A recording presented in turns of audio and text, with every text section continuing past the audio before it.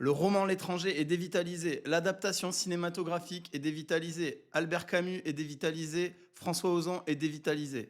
Trop bien. L'étranger, c'est l'histoire d'un homme dont la mère meurt, qui tue un type, qui est condamné à mort et qui s'en fout complètement. Il est l'incarnation de la théorie de l'absurde d'Albert Camus, théorie dont on fait des caisses, mais qui est en réalité très simple. L'être humain est en quête de sens dans un monde qui reste silencieux, et ce silence génère chez lui un sentiment d'absurdité. Le problème qu'on ressent en lisant ce roman, c'est que vu que l'étranger Meursault, il ressent rien à l'égard de son propre destin, le lecteur aussi se désengage. Nous aussi, on en a vraiment mais rien à faire.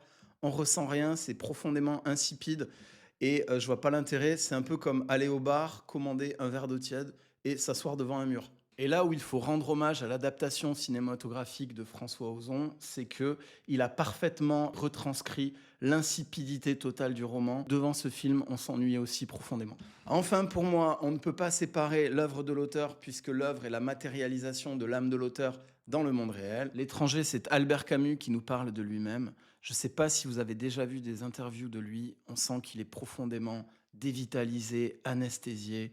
On sent qu'il y a un lui comme un désert et que le désert croît. Si vous voulez lire Albert Camus avec plus de vitalité, plus de punch, lisez Romain Gary, c'est vachement plus sympa.